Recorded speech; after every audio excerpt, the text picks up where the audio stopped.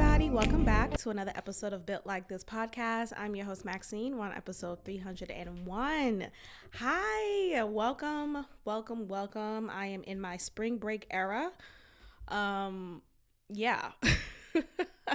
So it's been very good to not have to wake up to an alarm. Even though my body just naturally wakes up early anyway, it still feels good to turn off my alarm clock. I just want to say thank you to all of the recent supporters, subscribers, and commenters on my podcast, on the YouTube channel specifically. So if you have yet to subscribe, make sure you are doing so now. That is your way of supporting me and this independent broadcast. So thank you in advance. Let's get started with Love is Blind. Just as you, I have been watching, I have been analyzing, I have been into it, and I am looking forward to the reunion episode coming up this week. I want to start off with the obvious. Let's start off with Clay, because I really don't give a fuck about Johnny and Amy. Shout out to them and their love. It seems like it's genuine, yada yada yada. I don't give a fuck. I want to get into the drama, as we all do. I remember watching, I was scrolling through my timeline on X and seeing this video of a guy. He immediately turned off. He was showing us that he was watching Love is Blind, and right after the Clay and AD scene, he turned it off because it started going into Johnny and Amy. Like, we don't give a fuck.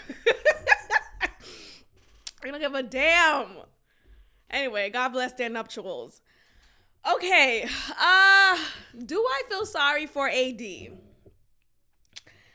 Do I feel sorry for AD? Yes and no. Both things are true here. Yes, because I felt bad that she really internalized his response at the altar and saw it as a reflection of her self-worth. I definitely resonated with that. I remember many times in my previous relationships or situationships or dating scenarios with different men, and always feeling like I wasn't chosen, I wasn't valued. I always felt like, how come not, why not me? Why don't you pick me? Oh, here we go, to pick me. But, that's a real experience that I resonated with and that I've been through. So I kind of teared up in those scenes watching her, because it really felt genuine. So, I'm about to say my condolences. What? No, but there's a real hardship there, thinking it's my fault. I've since grown out of that, because I realized that, it's not always this like reflection of you. It's more than often a reflection of that person. And I'm not trying to shoot down Clay, as a lot of us are, because it's the easy way to go. But I think it's also just to remind ourselves, when people make decisions, it's based on what works best for them, at least what they think works best for them in that moment. It really has nothing to do with you. And this idea of, well, I could change him, I could make him want me, I could make him want to commit to me. No, I have grown out of that. I don't want to make you have to do anything for me. I could share my desires for you, right? My desires for our relationship. But as far as making you want to be with me, I don't want to do that. And I haven't done that in a long time. So I've been there. I know how that feels. It definitely feels, it feels weak, right? Like you want to gain some level of control. So, but just in that mindset, if you feel like you want to gain some level of control, you feel weak in this scenario. So my heart went out to her, but ultimately I think it's about, we have to stop, as women, we have to stop thinking we can control a man. We could control anybody, shit. You can't even really control your kids at this point. But we have to stop thinking that, and we have to stop thinking that it's a reflection of our self-worth. It literally has nothing to do with you. And I kind of spoke on this a while ago, an episode or two ago, how what we experience in our romantic relationships, it often does not have a reflection of who of our worth, of who we are, and what we deserve. It really doesn't. Now, I like to come from a point of understanding. I like to see it from someone else's point of view. I do. I'm very reflective on that type of thing. And when I think about Clay, and he's young, right? I think at this time of the recording, let's see, Clay, age, Love is Blind. I want to say he's in his late 20s. Oh, hold on. Never mind. He's 31. Okay. I mean, still relatively young. He has an interesting last name. His last name is Gravasande. I mean, is he Italian? What's going on? Yeah, he is 31. Okay. How old is AD? Nonetheless, he is someone who, I can't find her age. He is someone who has relentlessly explained himself as someone who's afraid of marriage. He has said it time and time again. He has not made that unknown. He has not made that mysterious. And look, I understand the commentary of, well, why go on this show? Why go on the show if you're not ready? Because that's fucking life. What are we talking about? People do a lot of things in which they think they're ready, or in which they think they will be ready, right? Or they want to challenge themselves. You know how many times we take on roles, we take on relationships, we take on different projects, and we probably don't feel as ready as we present ourselves, but we still take it anyway? That's a part of the human experience. Like, cut it out. Cut it out. We do that all the time. That's why that thing, imposter syndrome is a thing. We are faking it until we finally believe it, until we finally think we are it. But until then, it's all a lie.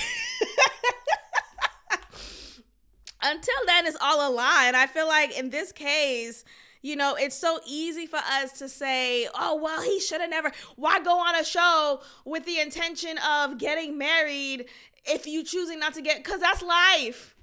That's what it is. Sometimes you change your mind. Sometimes you realize, you know what, I'm not as ready or at all as I thought or as I hoped I would be. This whole experience made me realize that I need more maturing, that I need to explore my mind more.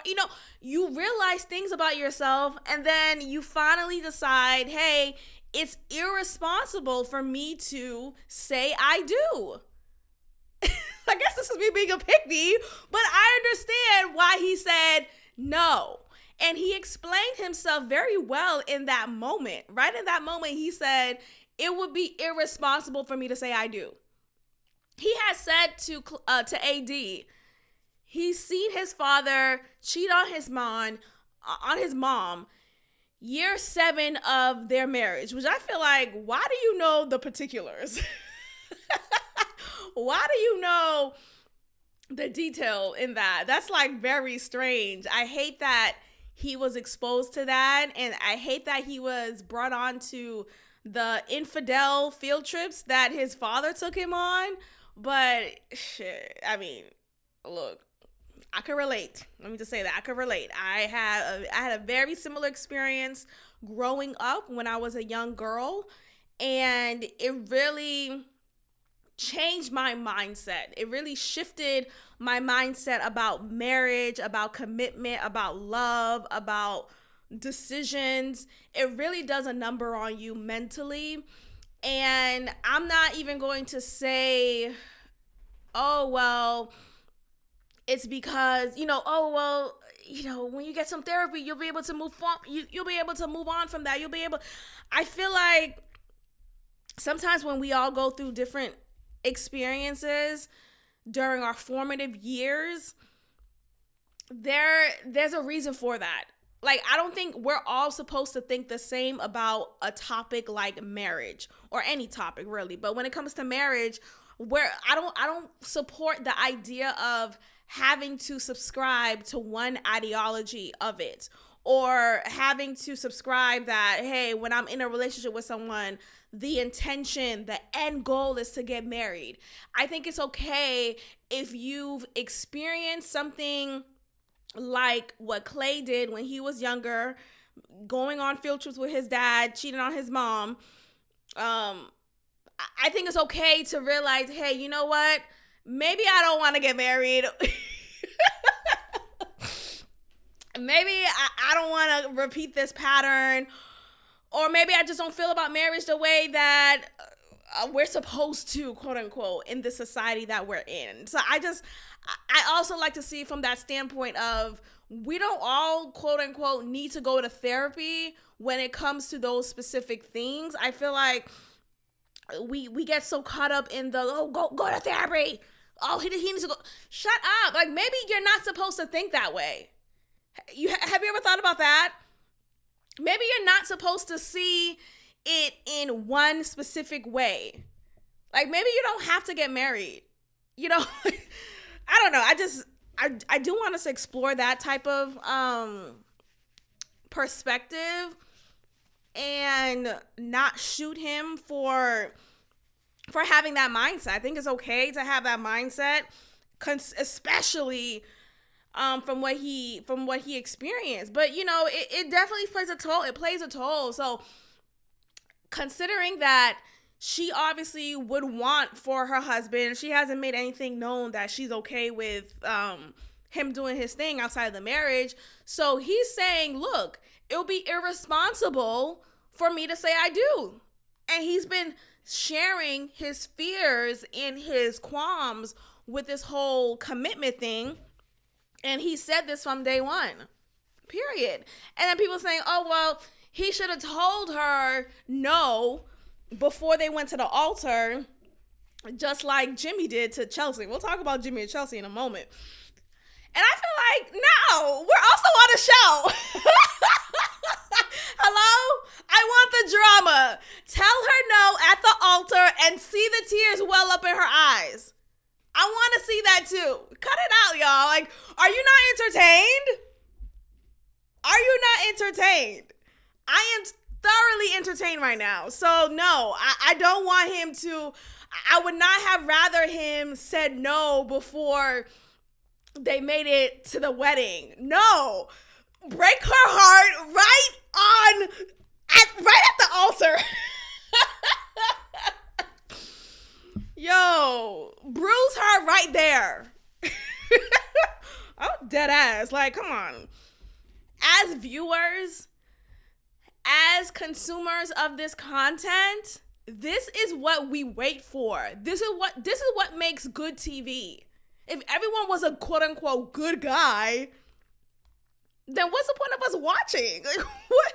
We're not. That's why we turned off. That's why that video that I just talked about, that I came across on X, of that guy turning off the show right when it got to Amy and Jimmy, or Amy, is it Jimmy? Is that his name? Amy and Johnny. Sorry, Amy and Johnny. He turned it off because don't nobody give a fuck. Don't nobody give a fuck. Okay, nobody cares about the happy ending. I want the drama. I want the mess. I want the tears. I want the heartbreak. I want to see that shit.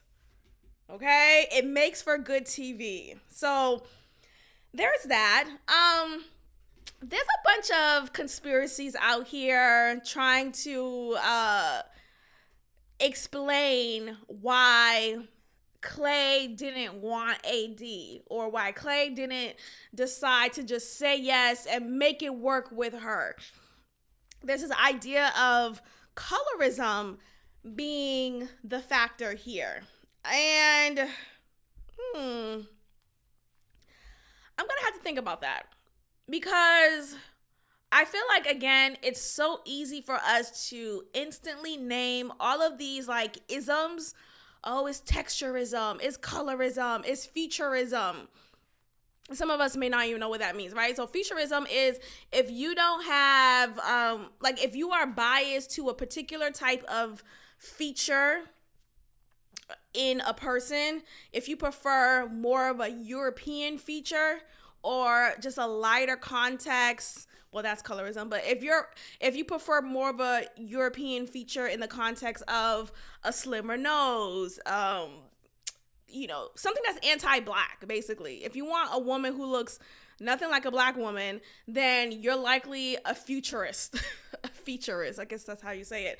But yeah, there's featureism to that. So that's featureism. There's colorism. We all know what that is. I would think we all know that by now. Is if he has a bias against darker skinned women and he prefers more of a light bright. That's an option, right? And then there's texturism.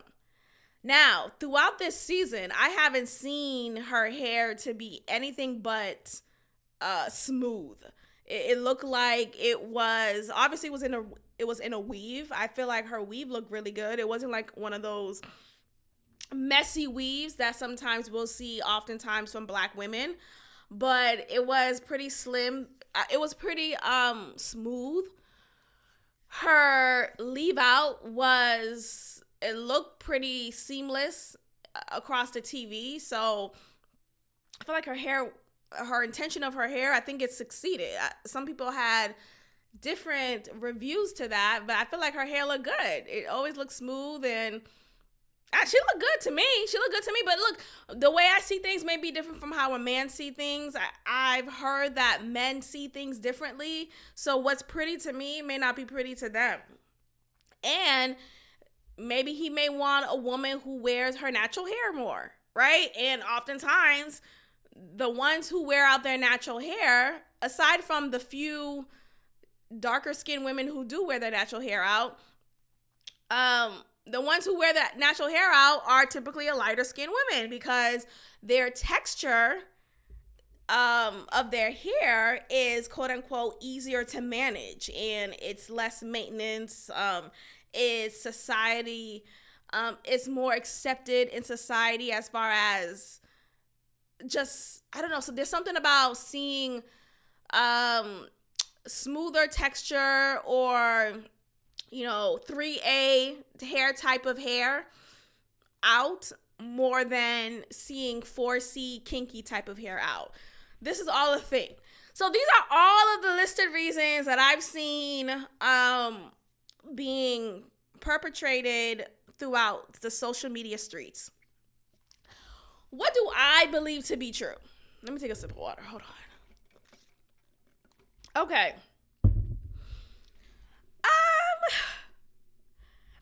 Another one. Butterface. A butterface, right? So those who may not know, because I grew up in the era in which butterface was a thing. And that means I love everything about you physically, but your face. It's really so childish. It's so childish, but this is something that I've experienced or that I've seen. So I know exactly what this means. I don't know. I really don't know. It could be all of these things. I do want to err on the side of maybe we're being too critical and being so easy with our judgment here and instantly giving him these labels. Oh, he's a colorist. He's a texturist. He's a, he's all of these things. And it's like, maybe he's not. Right? And I think it's so quick for us to be like, oh, he ain't all that. No, that nigga's fine. Let's call a spade a spade. That nigga's fine. He is fine. Don't get me wrong. So don't suddenly discourage him just because he didn't give you the fairy tale answer that y'all wanted, even though he said time after time, I'm not ready for marriage. Like, that's what he said. There's no shocker here. Anyway, yeah, I think he's fine. One thing that came up that reminded me of what I noticed in the earlier episodes of this season when it comes to Clay. I noticed his mannerisms in the pod and his eyes, something about his mannerisms, the way that he would move his hand and just the way that he spoke in the pods, it made me wonder about his sexual identity. Let's just say that, okay? It did make me wonder if he was gay. Let me say it plain. It did make me wonder. But I said, you know what? Let me just stop. We get so easy in instantly labeling men gay if they don't meet this like hardcore alpha appearance.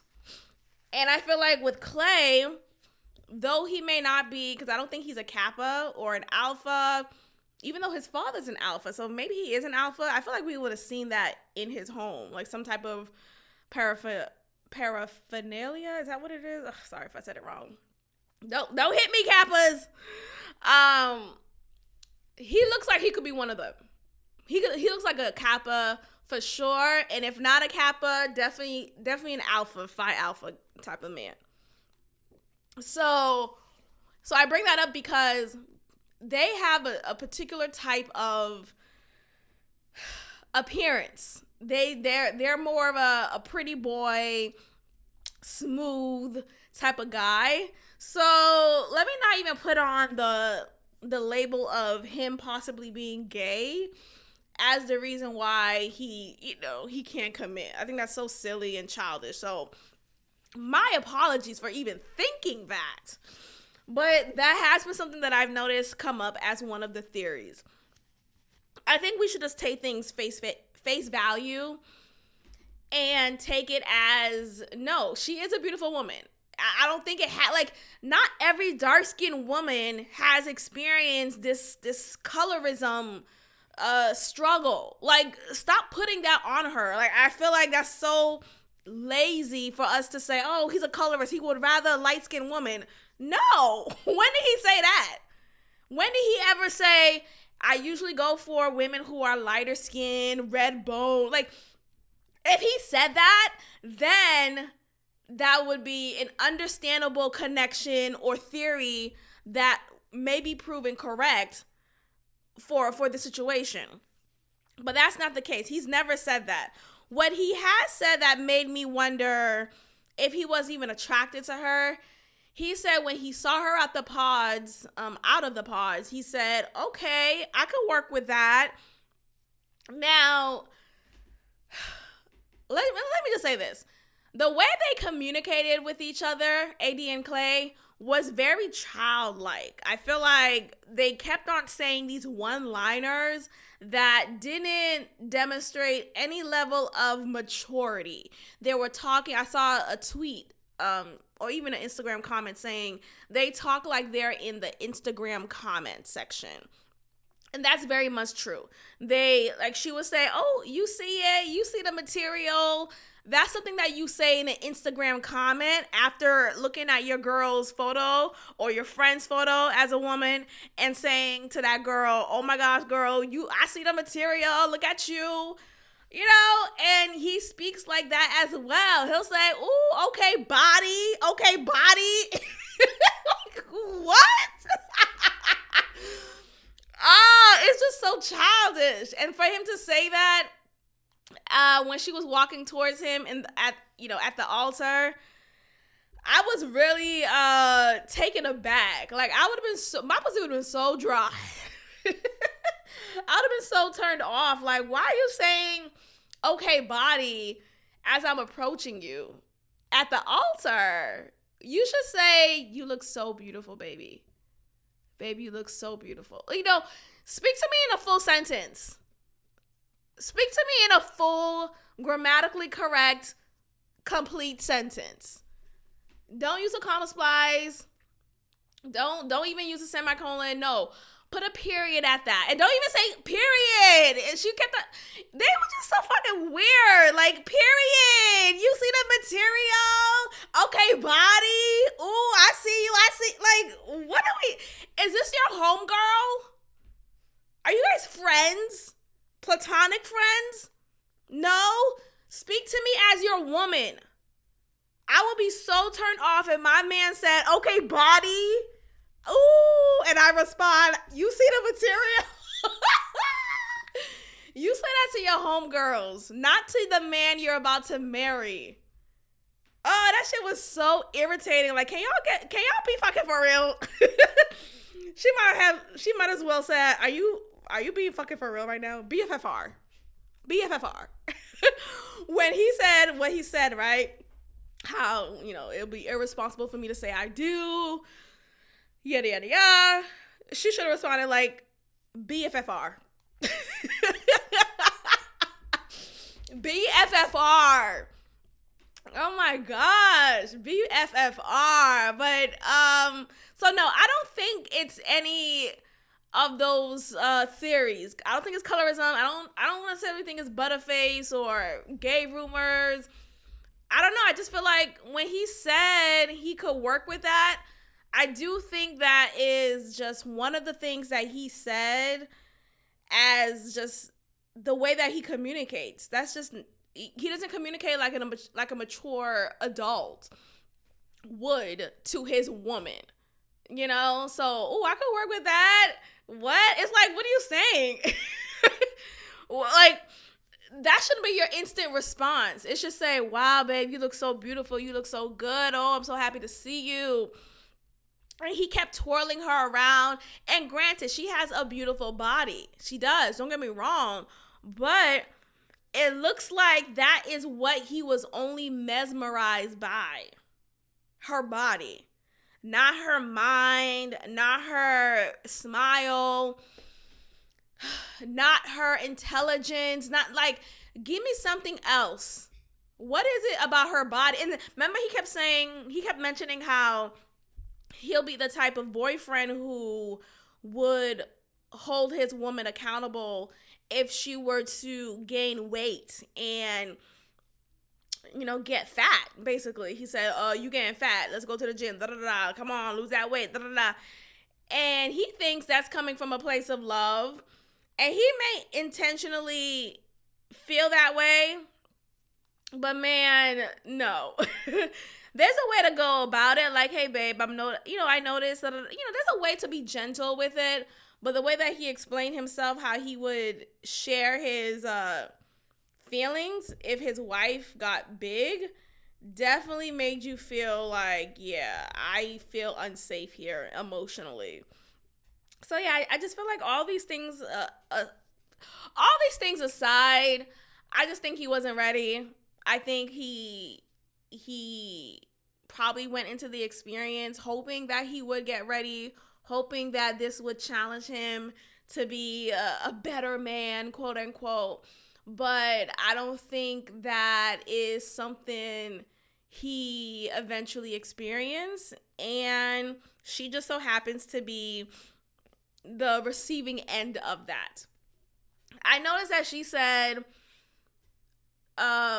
he could have done anything and she still would have rode for him. She still would have said yes. And I just felt like, girl, that sounds so stupid. Girl, what? This whole like ride or die mentality that some black women have is so dumb. He could have done, he could have raped a bunch of people. He could have R-worded a bunch of people and you would have still said yes. Like, be fucking for real right now. Girl, it's not ever that serious, girl. But you still would have said yes to a man who you met 2 weeks ago if he would have done anything. Girl, that doesn't even make any sense. What are you saying? Like, stop painting yourself as more of the victim here by demonstrating your endless love for this man who, did you really know him like that? Did you know his last name was Greta, some type of Italian last name? It's just so silly. But God bless them. So funny. God bless them. Oh, another thing that made me notice something was when he said So after he said no, he was in his confessional. He's like, I feel like if, if he answered two questions. He said, well, he asked himself two questions, then he answered them. He said, if I say no to these two questions, then I feel like I'm not ready to be a husband.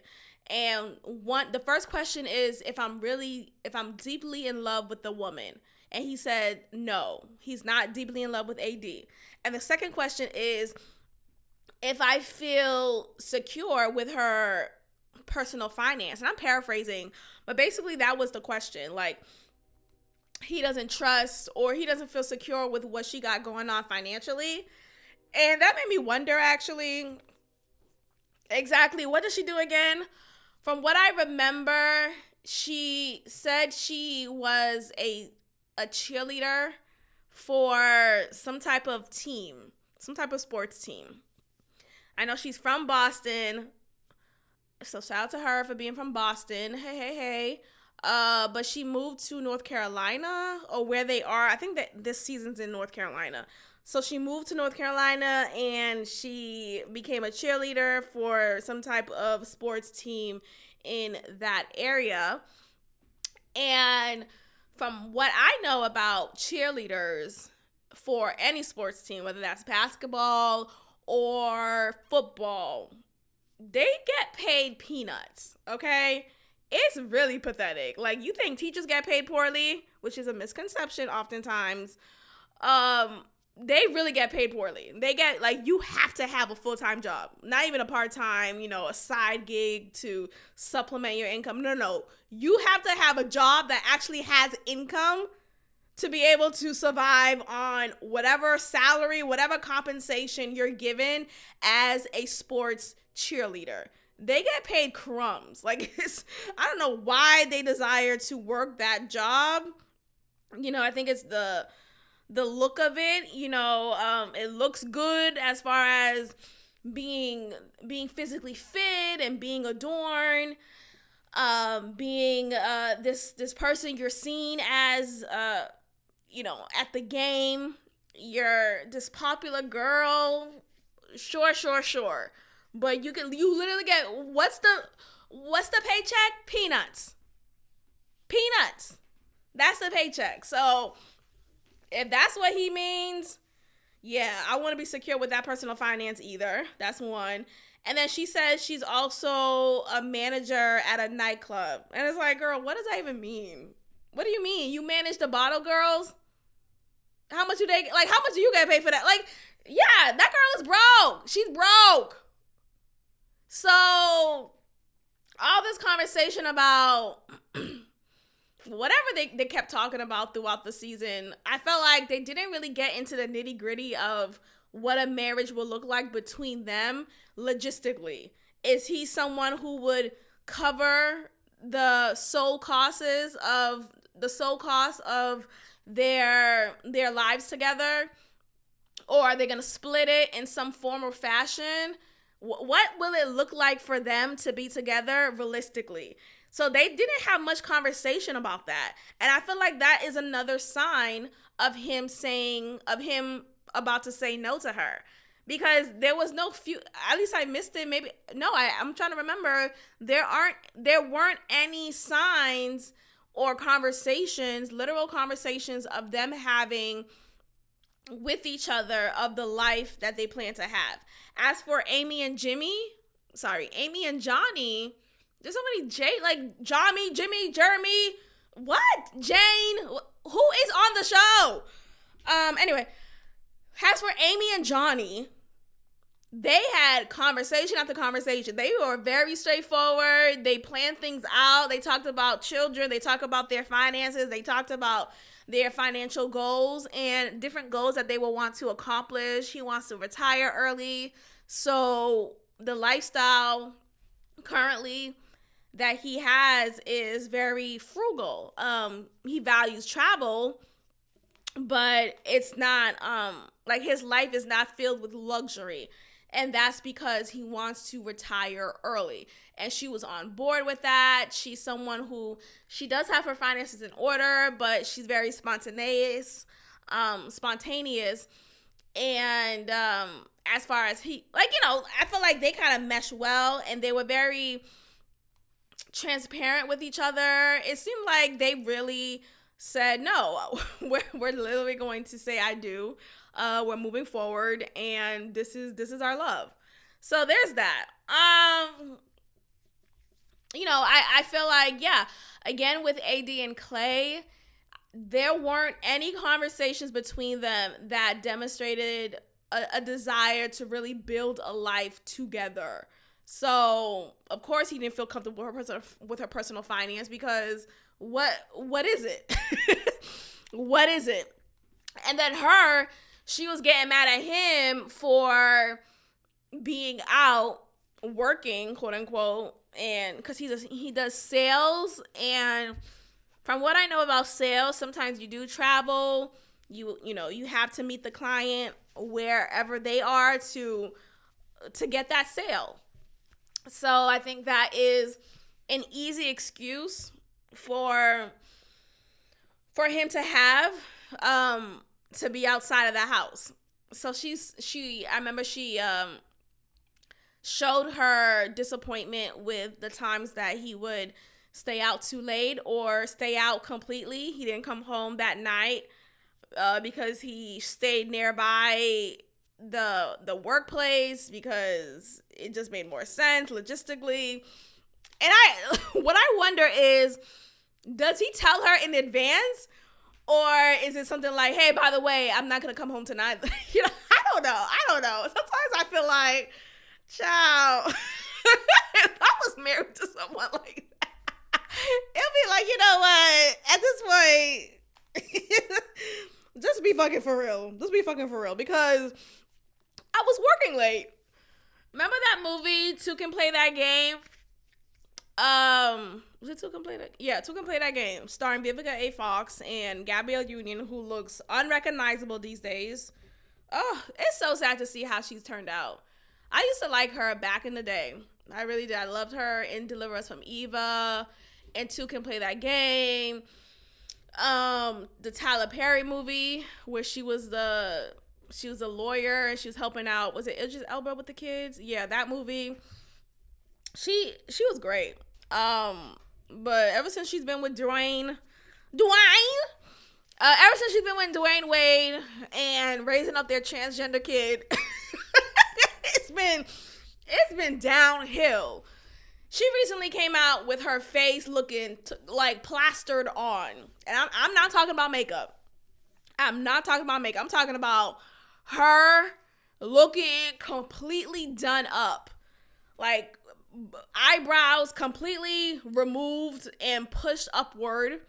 Her eyes permanently sealed in one position. Like, she looks unwell. So God bless her, child. Anyway, why did I bring her up? Hold on. In that movie, Two Can Play That Game,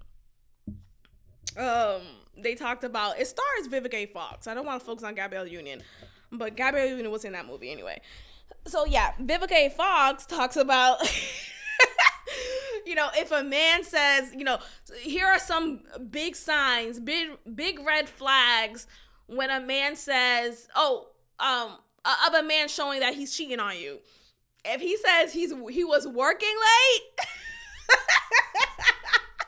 I was working late, and there's a scene I still remember, because I love that movie, but I used to love that movie when I was younger. When I tell you, I know a lot of things as far as men behavior and just like personal experience that I've witnessed and experienced myself. I could see it before it happens. You know what I mean? Like, I could kind of like, okay, let me not.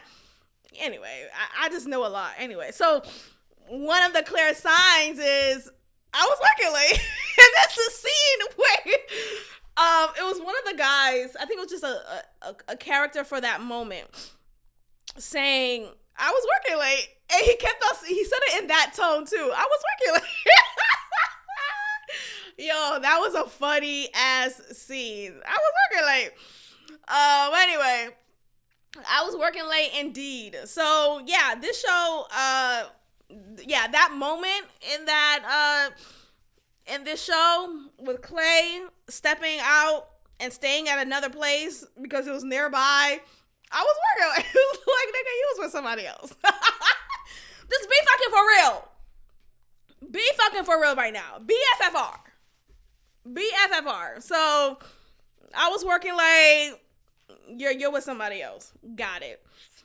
But anyway, yeah, Clay and AD. God bless.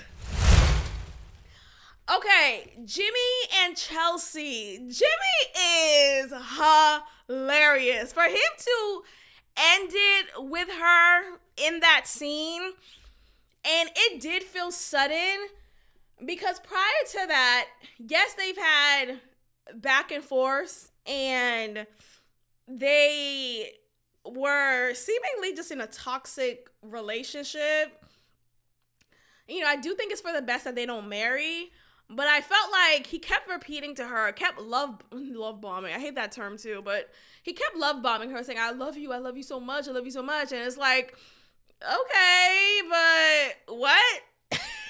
You don't see, like, you don't want to put, you don't want to move forward with the marriage. It did feel kind of out of nowhere. He explained himself by saying, well, he didn't like the fact that she was just insecure ultimately with his female friends and the friendship that he has with that woman, because apparently they used to have a sexual relationship.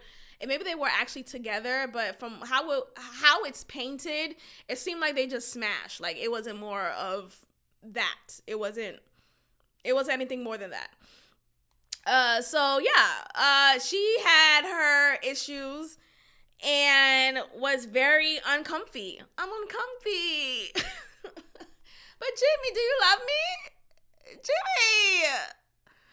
Ugh, she is insufferable. Oh my God, her Megan Fox looking ass. What? It's like, I could kind of see it if I close my eyes. If I close both of my eyes, I could see. If I close both of my eyes and if I wince, right? If I like really tighten my eyes, I could kind of see Megan Fox. I could kind of see it. But yeah, she that marriage would have been doomed anyway. I think it's for the best that he said no. Come to find out, Trevor, who I thought initially she should have said yes to. I felt like, dang, she made a big mistake by saying yes to Jimmy. She should have said yes to Trevor. Trevor seemed like a genuine guy. According to just a preview of the reunion show, we see that Trevor may have had a whole relationship the whole time, and there's been supporting evidence of that circulating on social media. So we'll see what's revealed on the show. You know, typically they would deny that. At the very least, he may say, look, I was with someone, we called it quits, but we realized we really love each other and want to make it work. So after the show, we got back together. How convenient is that, huh? So I feel like it may be one of those explanations. We'll see. But nonetheless, I think Chelsea is someone who needs some type of security blanket constantly. And that's exhausting. You know, you don't want to be with someone who has to constantly make you feel secure with them. And I feel like that sounds harsh, right? That sounds harsh to say, but I'm being so for real. Like, it really is no one else's responsibility to make you feel secure. It's not, right? Like, sure, my actions could help aid that, but you should feel so secure within yourself that regardless of how I act, it has nothing to do with you. Like, your security should still be intact. I'm dead ass. Like, it's more of a you problem than it is a Jimmy problem. So sure, maybe his friendship with his female friend may have been crossing boundaries. Maybe she called late at night. Maybe he always spent time with her outside of Chelsea. Maybe. But, okay, what is your responsibility now as a woman in this situation? Either put up or shut up. What are we talking about? You like crying to him, saying, I don't want to be with someone who calls me bitch, you are clingy. You are, though. I don't know. I feel like she kept on finding every reason to make him seem like he's the bad guy. And she barely showed any amount of responsibility, of accountability. She never said, you know what, I am being clingy right now. That's because I'm feeling a little insecure about us. You know, like, explain it. Like, look, yeah, you're right. I have been clingy. I know that's a word that's like a taboo word. You don't want to call your woman clingy. But clingy is what clingy does. Okay? Clingy is what clingy does. And so if she comes off that way, how about you just reflect? Reflect on your way of being and operating, and, you know, let that allow you to grow and be a better person. What am I saying? Moving on.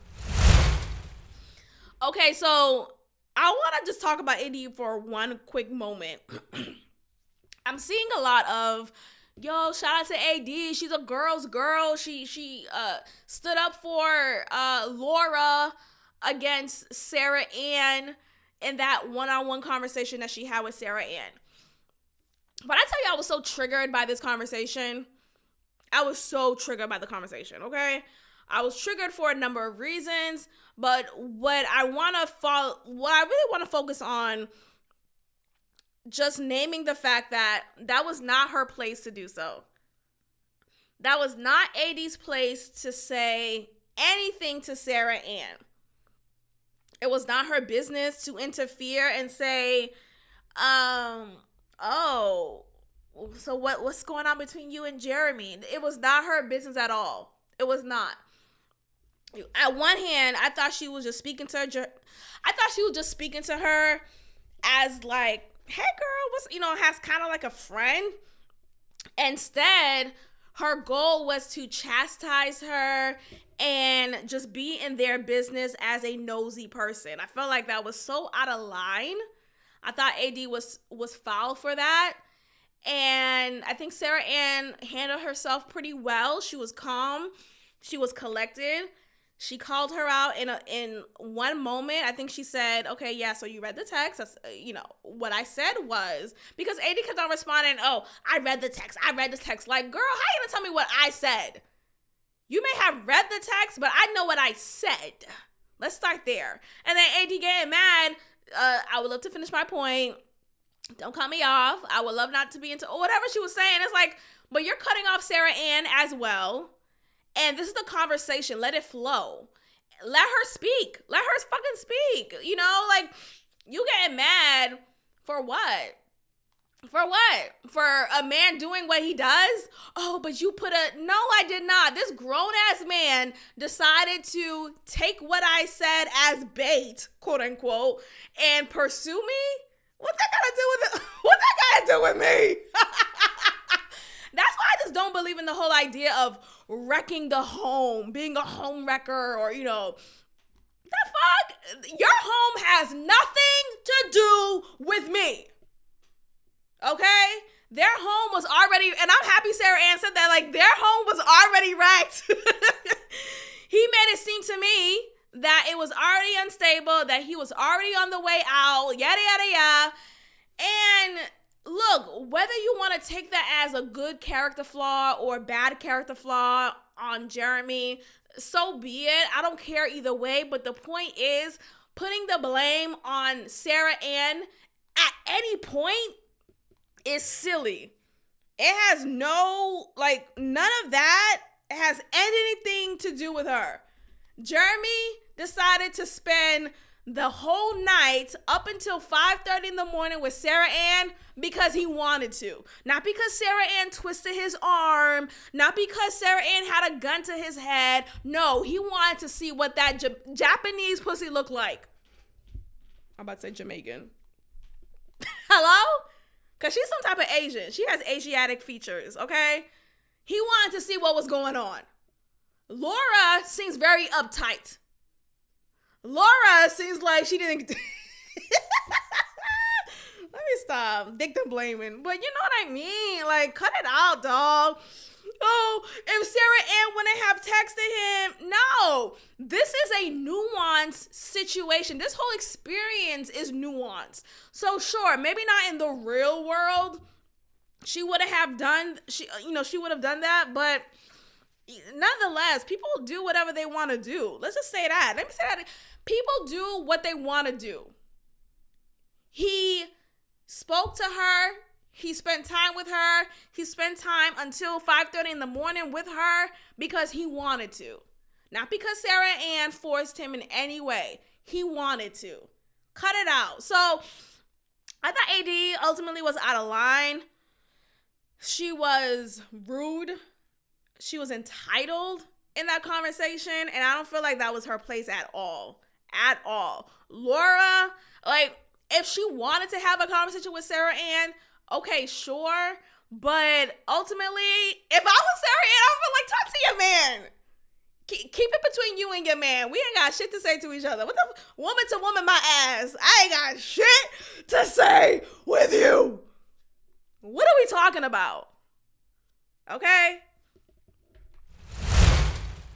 Kenneth and Brittany. Now, I damn near forgot about them. Okay? I damn near forgot about them. You know, when they started off, I was thinking like, oh, this may work out.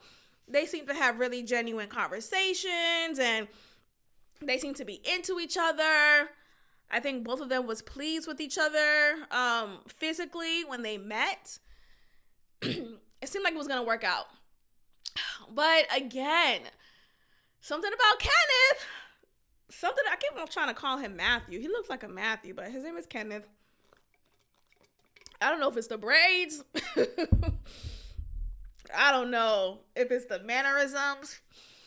I don't know if it's him being 26 years old. He's super young. And he's a principal? He's a middle school principal? I don't like that. I don't know. Something about that. As someone who, I don't know. There's something to that, y'all. And I'm saying this as someone who works in education, who's seen men in certain positions in education who are of younger age, and the type of men who are in those positions. And I hate to be stereotypical, but I think from my experience, a lot of the black men who I see in education who happen to be young, who happen to be black, and who happen to be of an elite position like a principal or some level of an administrator, they're gay. What are we talking about? They put so much of their energy in their work because they're still not in that position of feeling comfortable with their alleged sexuality. Let's just say that. This is all of my opinion. This is all of my experience wrapping into what I believe to be true. So don't take my word as Bible, but I mean, acts and walks and talks like a duck, it is. You know, not once did I see Kenneth hold Brittany and say, you know, you look good, baby. You know, I love the way you smell, baby. Like, he didn't kiss her around her neck. He didn't do anything that made me feel like, okay, he's into me. And she's a pretty girl. Okay, I give it to her. She's a pretty girl. He's the type of black man who I've noticed in education, he's so in love with the idea of things, so in love with the idealistic approach to things, right? You saw how he kept on praising AD and Clay. Look at this black love. Oh my God, look at this black love. Talking just like that. And it's like, sir, you with the white woman. Shut the fuck up. And no shot to Brittany. I think she's a cool girl. I really do. I will be in support of her being with the black man. I am in support of that interracial relationship. But I think, again, something about him idolizing AD and Clay, the image of that, he seems like the type of black man in our society who would put in reverence a Michelle, a Big Mike, and Obama. Excuse me. If you know, you know. He seems like that type of guy. And yet, in his real life, he can't get any level of a Michelle or a Big Mike, however you want to name her. However you want to name her, he can't get either one of them. Because why? He plays for the other team.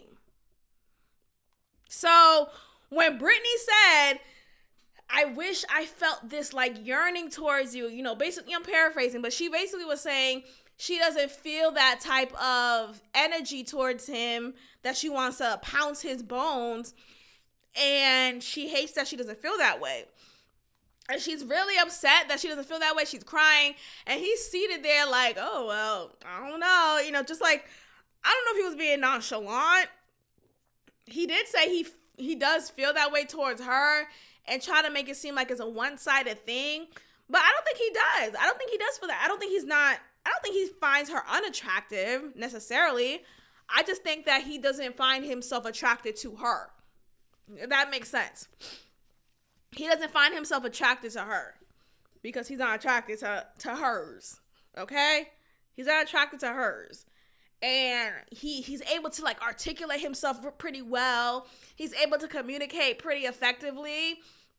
But you can see that he lacks that romantic just chemistry with this woman, with a woman. And I see that a lot in education. Having worked in education for the past 10 years now, I see that a lot. A lot of black men who look like him. Now, I'm not even just talking like his like physique and his body type. I'm not talking about that necessarily. I'm just saying black men with his type of mannerisms, his just like appearance overall in education, and who's further in like the totem pole in education, being a whole school principal at the tender age of 26.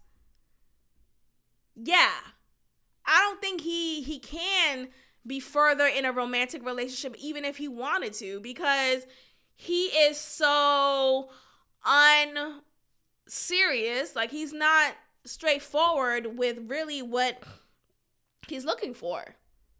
So he's caught up in the whole idea of black love and the surface of things and the optics and yada, yada, yada. But he's not with the black woman. And he's never been, I'm not saying never been, but I just don't find him someone who could really be with a black woman. Okay? So let's just say that, you know, no shots at him. Seems like a cool guy. After I shoot him down, no shots at him. But, yeah, I think that's pretty much it. Let's see what else. Johnny and Amy. Okay. Okay. Johnny and Amy, child. Okay, they're the only ones who said yes at the altar. And, you know, God bless their nuptials. That's great. What I want to point out about their marriage is, I think Amy, she's someone who is a good girl, quote unquote. Like, she doesn't want to appear as a full actualized woman on TV, because she's someone who really cares about the opinion of her father, of making her parents and her family proud. So she doesn't want to appear too sexual and too sensual in any sort in her interaction prior to the marriage, prior to the wedding day. So, you know, when we notice them talk about sex and how, oh, we're not having sex yet. I'm not on birth control, and he doesn't want to have kids right now. And it's like, okay, girl, you ever heard of pull out? What are we talking about? I'm not on birth control either. Have you ever heard of pulling out? It works.